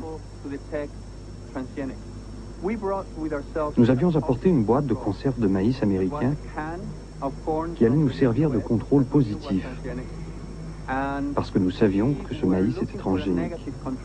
Nous avions besoin d'un contrôle négatif, et nous nous sommes dit que pour cela, le maïs mexicain était parfait, parce que c'est le maïs le plus pur et le mieux préservé du monde. Quand nous avons analysé nos échantillons, nous avons été très surpris de découvrir que le maïs qu'on croyait sans OGM contenait déjà de l'ADN transgénique. C'était vraiment une très grande surprise de constater que les variétés traditionnelles de maïs préservées et entretenues localement depuis 10 000 ans avaient déjà été contaminées par des OGM venus des États-Unis.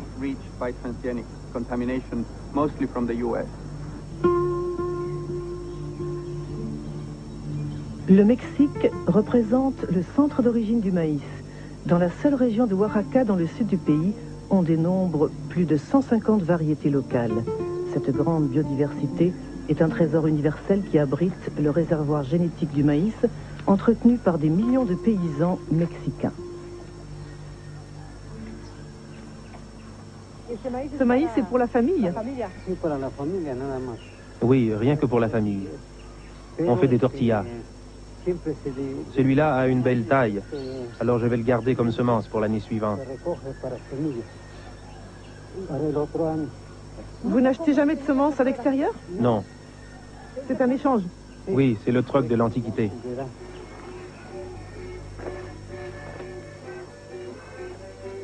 Pour préserver la diversité de son maïs, le Mexique a interdit les cultures transgéniques.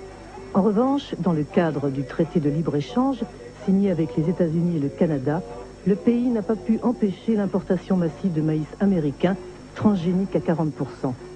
Destiné exclusivement à la consommation humaine et animale, le maïs américain menace la production locale. Largement subventionné par l'administration de Washington, le maïs industriel, comme on dit ici, est vendu 2 fois moins cher que le maïs traditionnel.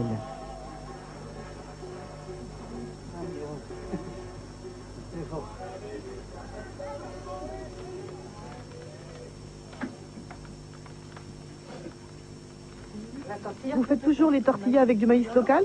Oui. Il est naturel et donne plus de rendement. Et puis, il est plus nourrissant, car il vient d'une terre pure.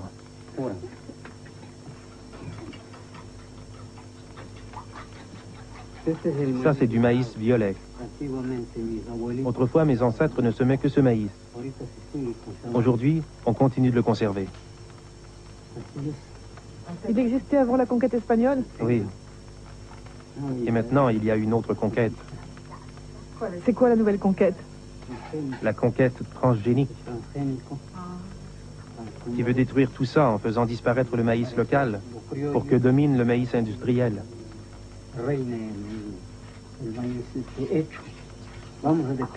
Si c'est le cas, nous dépendrons des multinationales. Nous serons obligés d'acheter les engrais et les insecticides qu'elles vendent. Car sans ça, leur maïs ne poussera pas. alors que le maïs local marche très bien sans engrais ni herbicides. Vous voyez, il est très beau.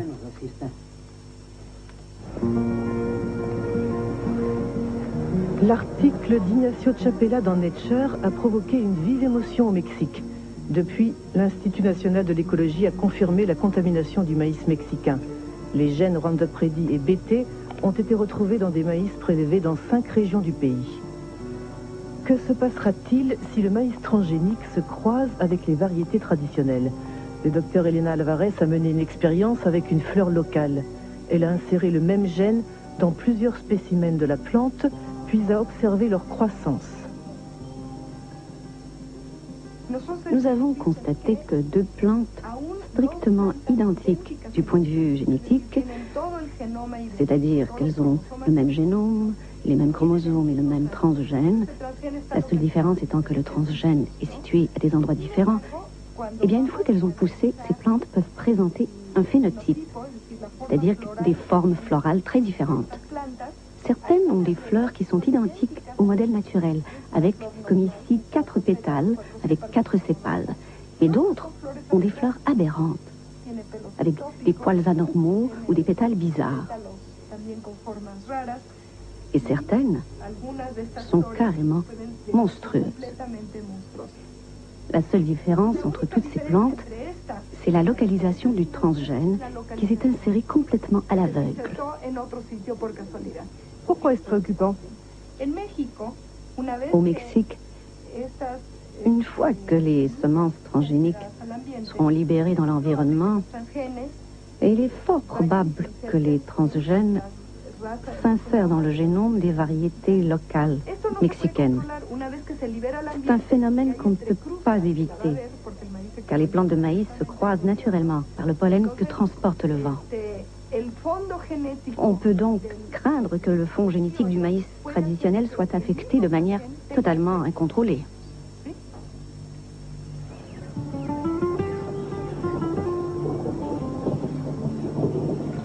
Buenos días, los seguimos invitando para que podamos platicar con ustedes un momento en relación a las actividades que se están produciendo alrededor del maíz, sobre todo por la contaminación por transgénicos. Nosotros estamos muy preocupados. Aldo Morales dirige une organisation indienne. Depuis 2 ans, il mène une campagne d'information dans les communautés de Oaxaca. Les craintes exprimées par le docteur Alvarez ont déjà été vérifiées sur le terrain. Yo voy a mostrarles ahora algunas imágenes de plantas de maíz que hemos encontrado aquí en la región de la Sierra Juárez y que nos gustaría saber si ustedes las han visto, ¿no? Estas no son. Aquí en esta imagen, por ejemplo, podemos ver cosas raras. Esta planta pues tiene una rama por aquí y otra rama por acá. Las milpas normalmente no salen así, digamos, sale una hoja y arriba sale un jilote, ¿no? En este caso están saliendo 3 jilotes sobre una sola hoja. Son monstruos. Esa planta nosotros la enviamos a un laboratorio de biotecnología para que detectaran si tenía presencia o no tenía presencia de transgénicos y desgraciadamente nos dio positivo. Miren, plantas como esta las hemos encontrado sobre todo en la calle, en algún jardín, porque seguramente alguien fue a comprar el maíz a la tienda y pues iba caminando y se le cayeron algunos maíces y esos maíces crecieron, ¿no? Y entonces de esa manera es como se puede producir la contaminación a las plantas nativas de maíz. Lo que yo entiendo que en el futuro, si se deja que esto se prolifere dentro de los cultivos de los campesinos, al rato nosotros vamos a tener que comprar maíz porque nuestro maíz ya no va a servir. Es preocupante. ¿Qué debemos de hacer? ¿Cómo le vamos a hacer, no? Una de las recomendaciones que nosotros estamos dando es que si nosotros vemos cosas raras en algún momento, pues le quitemos la espiga, ¿no? Porque la espiga es donde sale el polen. Entonces decimos aguas, ¿sí? Tenemos que ser más vigilantes con nuestras milpas. Pensez-vous que cela puisse être une stratégie de Monsanto, ce qu'elle ne peut pas obtenir légalement, c'est-à-dire les cultures légales d'OGM, elle l'obtient par la contamination? Oui, on finit par se demander si la contamination n'a pas été intentionnelle. Si le centre d'origine du maïs est contaminé, le reste de la planète peut suivre. La contamination profite uniquement à des multinationales comme Monsanto. Comment a réagi Monsanto à la publication de l'article d'Ignacio Chapela sur la contamination mexicaine? Les coups tordus de Monsanto et le licenciement du professeur de Berkeley. C'est signé Jonathan Matthews qui dirige GM Watch, un service d'information sur les OGM basé dans le sud de l'Angleterre.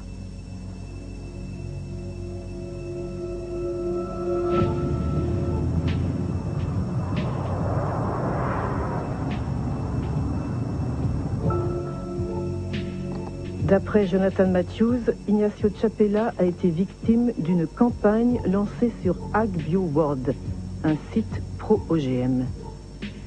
La veille de la publication de l'article de Nature, une certaine Mary Murphy a posté un email que AgBioWorld a distribué à des milliers de scientifiques internationaux.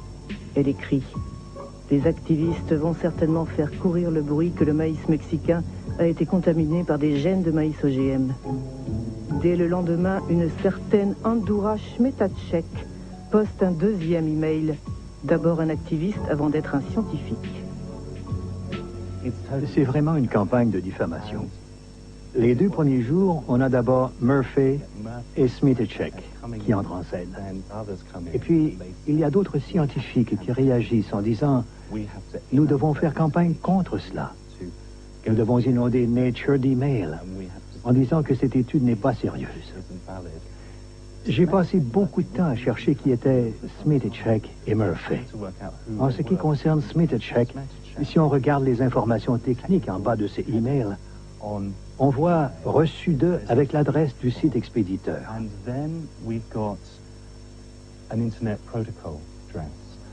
Il suffit de la copier et de vérifier sur un annuaire des sites Internet.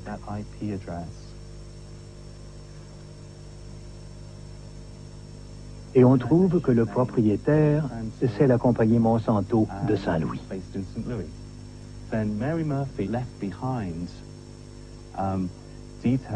Quant à Mary Murphy, elle a laissé quelques indices qui m'ont aussi permis de remonter jusqu'à elle. On voit que les emails postés par Mary Murphy ont pour adresse bw6.bivwood.com. En cherchant, on trouve que bivwood.com, c'est le nom d'une agence de communication appelée Groupe Beavings. Et parmi ses clients, il y a Monsanto. Des faux scientifiques, c'est vraiment des coups tordus. Oui, on peut parler de méthodes très sales qui piétinent l'éthique la plus élémentaire. Elle révèle une compagnie qui est prête à tout pour imposer ses produits partout dans le monde, y compris à détruire la réputation de tous ceux qui peuvent lui faire obstacle. L'accusation de Jonathan Matthews a été reprise par la presse britannique, mais Monsanto a préféré l'ignorer. Tandis qu'elle poursuit son irrésistible ascension, la firme défend sa vision d'un monde transgénique censé résoudre le problème de la faim et de l'environnement dans la plus grande harmonie. L'expérience pratique démontre clairement que la coexistence entre l'agriculture transgénique et l'agriculture conventionnelle ou biologique est non seulement possible, mais qu'elle se passe pacifiquement partout dans le monde.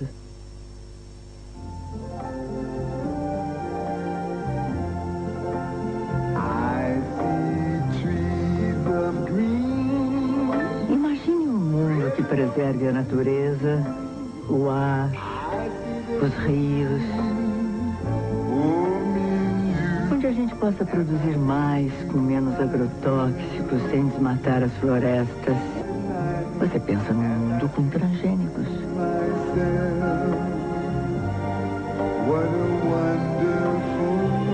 Uma iniciativa Monsanto com apoio da Associação Brasileira de Nutrologia.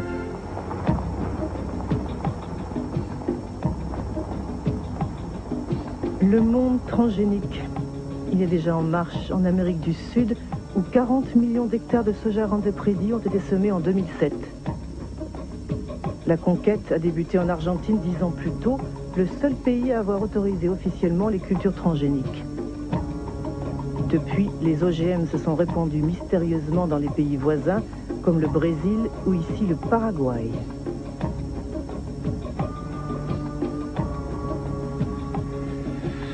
En 2005, le gouvernement paraguayen a finalement légalisé les cultures clandestines pour sauver ses exportations de soja, notamment vers l'Europe, où l'étiquetage des produits OGM est obligatoire. Autant dire que le ministère de l'Agriculture a été placé devant le fait accompli. Nous avons dû autoriser l'utilisation des OGM, car ils étaient entrés, de manière, disons, irrégulière dans notre pays. Sait-on comment les semences transgéniques sont entrées dans le pays? Par le marché noir ou la contrebande? Non, nous ne parlons pas de marché noir, mais de sacs blancs. Parce que ce sont des sacs de semences qui ne présentent aucune inscription officielle. Est-ce que Monsanto a joué un rôle dans cette contrebande de semences?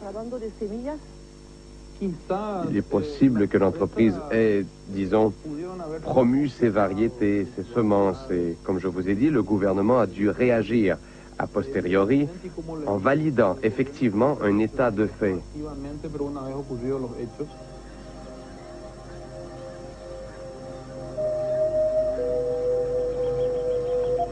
Quelle qu'en soit l'origine, la contrebande fut une bonne affaire pour Monsanto. Dès que les cultures furent légalisées, la compagnie a obtenu que les producteurs payent des royalties sur chaque tonne de soja produite, comme au Brésil.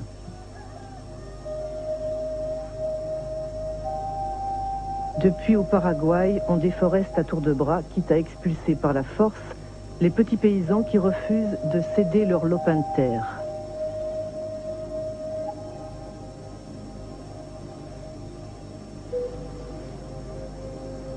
Jorge Galeano dirige une organisation paysanne qui se bat contre la progression de ce qu'il appelle le désert vert.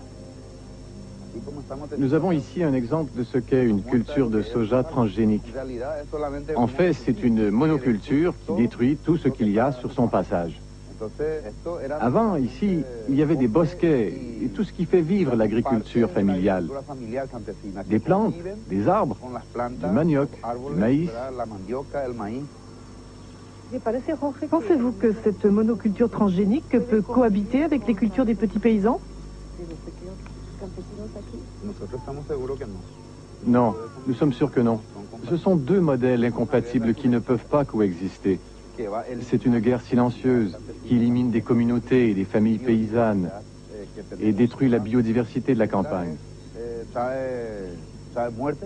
Elle apporte la mort, la pauvreté, des maladies et anéantit toutes les ressources naturelles qui nous font vivre. Aujourd'hui, partout dans le pays, on arrose de Roundup, par avion ou avec des épandeurs conduits par des ouvriers agricoles sans aucune protection. Et on arrose jusqu'aux portes des maisons ou près des cultures vivrières des petits paysans. Chaque année, des récoltes sont détruites et des milliers de personnes contaminées.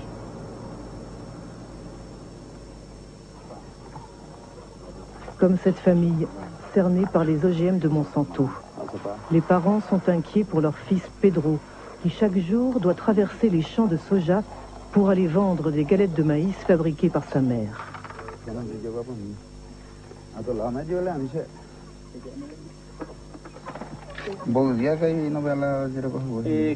15 días ya por la fecha ya ni problema. Eu perire bella peregua be su butere la primero güey. Oyu pijo. Mi sima peso vale y joven sa de guaysa también. Dame pere. Non è che si dice.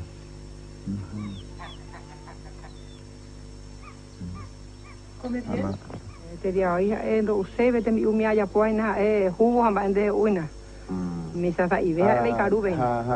Qua, qua karube sí. O karube eso y coina. Pero alguna vez hay que le karube y más nada. Así es, vivimos. Tomamos el agua intoxicado. muriendo de nosotros 60 patos con ganso. Ahí viene y enseguida cae y muere. Porque allá se mata todo. Ahí en la altura. Y cuando llueve viene el agua y el pato vive por el agua. Y por eso.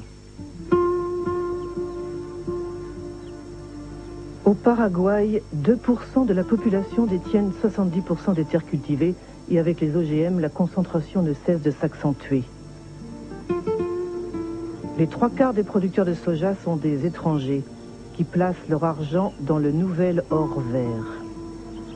Avec la crise de la vache folle et l'interdiction des farines animales et plus récemment l'engouement pour les biocarburants, les cours du soja se sont envolés, provoquant une ruée sur les cultures Roundup Ready. D'après le dernier recensement paraguayen, 100 000 personnes quittent chaque année la campagne pour s'installer dans les bidonvilles des grands centres urbains. La majorité a fui le soja transgénique de Monsanto, destiné à nourrir les poules, les vaches et les cochons d'Europe. Ñaña imita sobre el modelo de producción de la soja transgénica promovido por Monsanto. A PA Orecoja, hay empresa multinacional tu cheiteía, un vapor en todo el mundo. Y objetivos es el control del alimento allá, la producción de alimentos en el mundo. Y cómo a través de la implementación de una agricultura sin agricultor, hoy de soberanía alimentaria que o representar ñandeña mandaña de yeje ya producían de ya uana naña depende y otro de ya carujama. Tenemos que luchar por nuestra soberanía, tenemos que luchar por nuestra tierra, tenemos que defender nuestra comunidad, tenemos que defender nuestra familia y tenemos que defender nuestro país. Que la gente que la ciudad de pan y la ciudad no así que añemos a tai a ver. Porque la ciudad de yo guapa y te la guaja y gente niño tu miña en ella usted oye la ciudad no yo le usted donde plata de uy y je ca basura. Et j'ajoute que le combat de ces familles pour leur survie nous concerne tous. En 2007, Monsanto employait 18 000 salariés dans une cinquantaine de pays. Tandis qu'à la bourse, le cours de ces actions ne cessait de grimper, ses bénéfices ont atteint $1 milliard. Parmi ces actionnaires, on compte des fonds de pension, des banques, mais aussi des centaines de milliers de petits porteurs.